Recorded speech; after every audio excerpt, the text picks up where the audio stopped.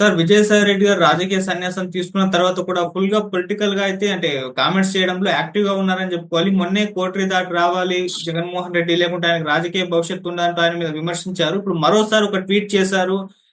జగన్మోహన్ రెడ్డి గారికి యాంటీగా అని చెప్పేసి కూడా వార్తలు వినిపిస్తున్నాయి. అంటే జగన్మోహన్ రెడ్డి గారిని ఏం చేసే ప్రయత్నంలో విజయసాయి రెడ్డి గారు ఉన్నారు? అంటే రాజకీయంగా దెబ్బతీసే ఆలోచన ఆయనకి ఏమన్నా ఉందా? మరి ఆయన ట్వీట్ లో ఏముంది? దాన్ని ఏ విధంగా చూస్తారు సార్ మీరు?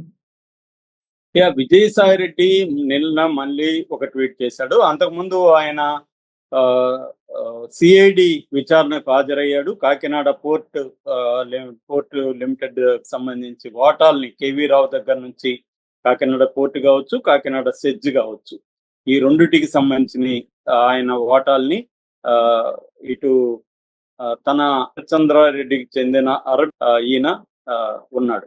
వచ్చి ఇదంతా కూడా ఏవి సుబ్బారెడ్డి వాళ్ళ కొడుకు విక్రాంతి రెడ్డికి తెలుసు, అతనే డీల్ చేశాడు, నాకు సంబంధం లేదని ఆయన ప్రకటించుకున్నాడు.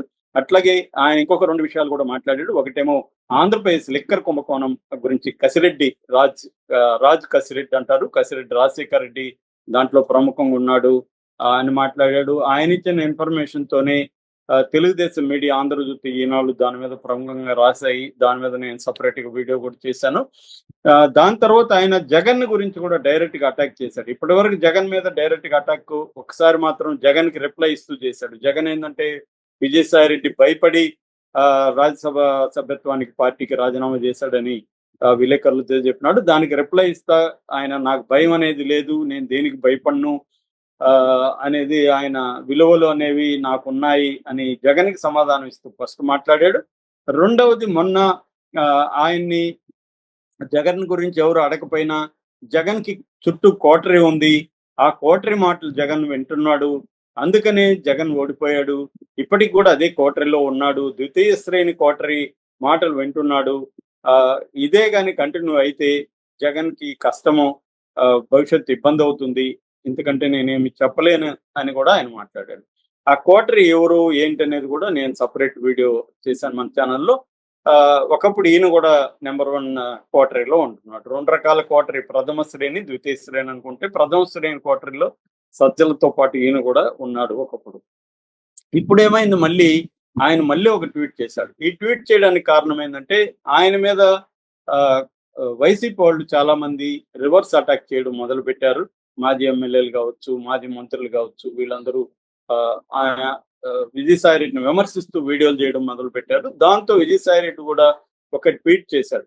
ఆ ట్వీట్ ఏంటంటే, పూర్వం రాజుల కాలంలో కూడా రాజుల చుట్టూ కోటరీ ఉండేది, ఆ కోటరీ తమ ప్రయోజనాల కోసం రాజుని తప్పుదారి పట్టించేవాళ్ళు, మిస్ఇన్ఫర్మేషన్ ఇచ్చేవాళ్ళు. కొంతమంది తెలివైన రాజులైతే వీళ్ళ మాటలు నమ్మకుండా మారువేషంలో ప్రజల దగ్గరికి పోయి డైరెక్ట్ గా ప్రజల నుంచి విషయాలు తెలుసుకునేవాళ్ళు, ఈ కోటరీని పక్కన పెట్టేవాళ్ళు.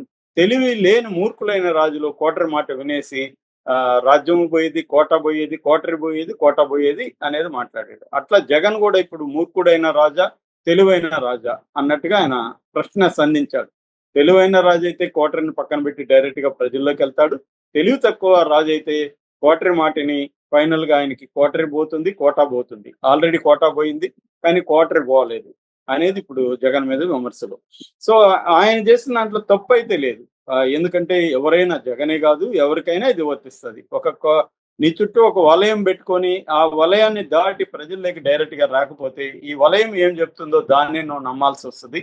సో అది అడ్మినిస్ట్రేషన్ సౌలభ్యం రీత్యా అవసరమైనప్పటికీ ఎప్పటికప్పుడు డైరెక్ట్ గా ప్రజలతో, కార్యకర్తలతో డైరెక్ట్ గా మాట్లాడడం వల్ల నీకు వాళ్ళు ఏమనుకుంటున్నారు, వాళ్ళ ఫీలింగ్స్ ఏంటి, వాళ్ళ బాధలు ఏంటి, వాళ్ళ సమస్యలు ఏంటి అనేది వాళ్ళ నుంచి నేర్చుకోవడం అనేది ఇంపార్టెంట్. నిజానికి ఇది రాజరికం కూడా కాదు కాబట్టి, ప్రజాస్వామ్యం కాబట్టి ప్రజల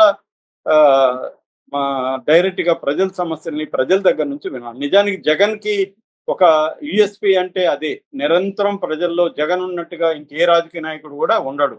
అలాగే ఉండేవాడు, ప్రతిపక్షంలో ఉన్నప్పుడు ఆయన నిరంతరం ఎప్పుడు చూసినా ప్రజలతోనే ఉండేవాడు, ఏదో ఒక ప్రోగ్రామ్ లో ప్రజలతో మాట్లాడుతుండేవాడు, కార్యకర్తలతో ఉండేవాడు, అదే అతని బలం. అందుకనే ప్రజలు అతన్ని ప్రేమించారు. నేను విన్నాను, నేను ఉన్నాను అన్న ఒక భరోసా వాళ్ళ నాన్నలాగా జగన్ కూడా ఇస్తాడు.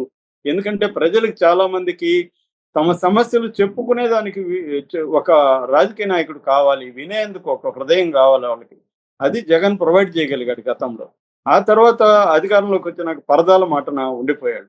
సో విజయసాయి రెడ్డి చెప్పిన దాంట్లో తప్పులేదు. ఖచ్చితంగా ఎప్పుడైనా కూడా మనం మన మీద పెట్టే విమర్శలను ఆహ్వానించాలి. ఆ విమర్శల్లో వాస్తవం ఉంటే మనం మార్చుకోవాలి. అప్పుడే మనం ఎదుగుతాం. ఎవరైనా జగనైనా ఇంకొకరైనా మూర్ఖంగా నేను ఇట్లాగే ఉంటాను, ప్రజలు వ్యతిరేకిచ్చి నాకిచ్చేస్తారు పళ్ళెంలో పెట్టి అని కళ్ళగంటే మాత్రం అది మూర్ఖత్వం అవుతుంది. మనం చూసాం మహారాష్ట్రలో, హర్యానాలో ఏమైందో. ప్రజా వ్యతిరేకత ఉన్నా కూడా కాంగ్రెస్ పార్టీ దాన్ని సొమ్ము చేసుకోలేకపోయింది. కాబట్టి ఒట్టి ప్రజా వ్యతిరేకత సరిపోదు. దాన్ని ఓట్ల రూపంలో తమ పార్టీకి ఓట్ల రూపంలో దాన్ని చేసుకోగలగాలి. ఇక్కడ రేవంత్ రెడ్డి గట్టిగా చేసుకోగలిగాడు ఆ పని. అక్కడ మొన్న తెలుగుదేశం కూటమి కూడా ఆ పని చేయగలిగింది. సో ఇది చేయాలంటే జగన్ నిరంతరం ప్రజల్లో ఉండాలి. కోటరీ మధ్యలో ఇప్పటికి కూడా కోటరీ మధ్యలో ఉన్నాడు. బెంగుళూరులో కూర్చుంటున్నాడు. అక్కడి నుంచి ఎప్పుడో వస్తాడు. కొంతమందిని పిలిపించి మాట్లాడి వెళ్ళిపోతాడు అన్న విమర్శలు వైసీపీ నుంచే ఉన్నాయి. కాకపోతే ఇంకా ఎక్కువ టైం ఏం లేదు. 9 నెలలు అయింది. గతంలో కూడా చూసుకుంటే చంద్రబాబు లోకేష్ హైదరాబాద్ వదిలి వెళ్ళేవాళ్ళు కాదు. ఇక పవన్ కళ్యాణ్ అయితే వీకెండ్ పొలిటీషియన్ అనే పేరు కూడా తెచ్చుకున్నాడు.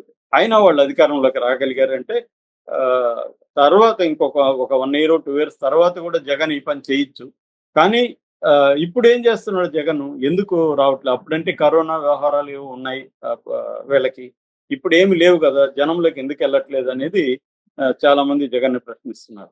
అయితే ఇక్కడ ఇంకొక యాంగిల్ కూడా ఈ మధ్య బయటకు వచ్చింది. అసలు జగన్ విజయసాయి రెడ్డి కలిసే ఈ డ్రామా ఆడుతున్నారు. ఎందుకంటే జగనే విజయసాయి రెడ్డిని బీజేపీలోకి పంపించేదానికి ప్లాన్ చేస్తున్నాడు. జగనే విజయసాయి రెడ్డిని తన మీద తిట్టమని జగన్ కి విజయసాయి రెడ్డి గొడవ ఉన్నట్టుగా నమ్మించడానికి ట్రై చేస్తున్నాడు. ఎందుకంటే బీజేపీలో జగన్ కి పట్టు అవసరం. తన మీద కేసులు ఉన్నాయి. భవిష్యత్తులో కూడా చంద్రబాబు కేసులు పెట్టి జగన్ ని వేధించే అవకాశం ఉంది. వీటన్నిటిని తట్టుకోవాలంటే బీజేపీ అండ కావాలి. ఎందుకంటే చంద్రబాబు బీజేపీ కంట్రోల్లో, చంద్రబాబు అయినా పవన్ కళ్యాణ్ అయినా అల్టిమేట్ గా బీజేపీ కంట్రోల్లో ఉంటారు కాబట్టి బీజేపీ గుడ్ బుక్స్ లో తను ఉండాలి. ఆల్రెడీ విజయసాయి రెడ్డి తనకి ఢిల్లీకి మధ్య ఒక లైజనింగ్ పొలిటీషియన్ గా పనిచేశాడు ఇన్ని రోజులు. ఆయనకి బీజేపీతో సత్సంబంధాలు ఉన్నాయి. అందుకని విజయసాయి రెడ్డిని ఉపయోగించుకోవడానికి జగనే ఈ ప్లాన్ చేస్తున్నాడు అన్న ఒక వాతావరణం కూడా ఉంది.